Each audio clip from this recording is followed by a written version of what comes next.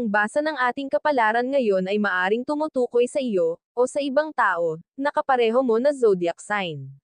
Ito ay isang simpleng gabay po lamang. Tanging ang Panginoon lamang ang siyang nakakaalam sa magaganap sa ating buhay. Gawing gabay at libangan lamang. Tagalog Chinese Horoscope, November 4, 2023. Year of the Rat. Hindi ka malalamangan ng isang tao na pinakaiiwas-iwasan mo. Akala lamang niya na nagtagumpay siya subalit sa huli ay marirealize rin niya na wala siyang pinagtagumpayan kaya dapat mong ipanatag ang iyong kalooban. Maswerteng numero, 2, 6, 56, 66. Year of the Ox. Marami ang matutuwa sa iyong kabutihang magagawa ngayong araw na ito. Sa kabila nito ay dapat ka pa ring mag-ingat sa bawat kilos mo dahil maraming mga mata at tenga ang nakatutok sa iyo ngayon saan ka man magpunta. Maswerteng numero, 12, 13, 22, 24. Year of the Tiger. Iwasan mong makipag-away sa tao na hindi mo pa lubos na kilala. Kahit hindi ka seryoso sa pakikipagpalitan ng komento ay hindi mo alam kung naaapektuhan na ng husto ang kaargumento mo at hindi ito makabubuti para sa inyong dalawa. Maswerteng numero, 7, 18, 23, 30. Year of the Rabbit. Sa kabila ng iyong pag-aalala ay magiging maayos naman ang pakiramdam mo. Wala kang dapat ipag-alala dahil mabuti ang iyong pangangatawan, ipagpatuloy mo lang ang pag-iingat at pangangalaga sa iyong kalusugan. Maswerteng numero, 9, 10, 26, 50. Year of the Dragon.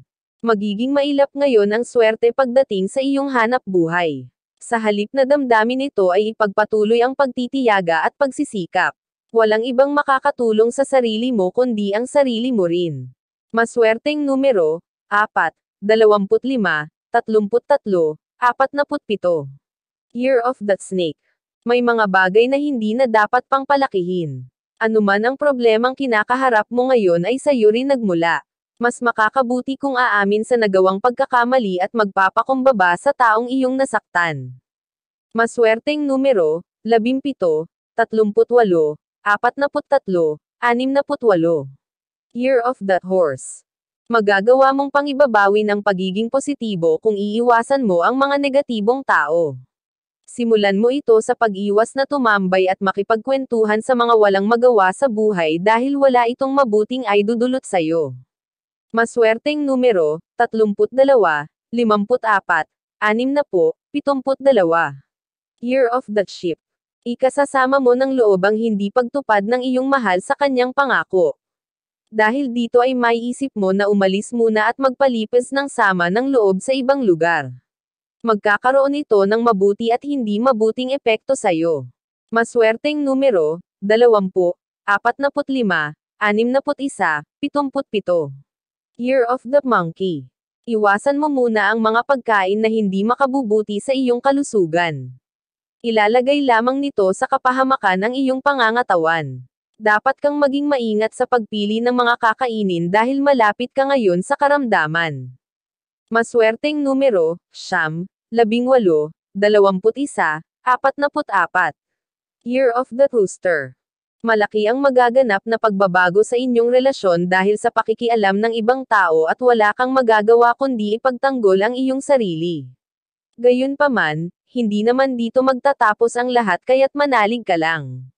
Maswerteng numero, 22, 28, 53, 70. Year of the Dog. Mawawalan ka ng pagpipilian kundi sumunod sa mga nakatataas sa trabaho.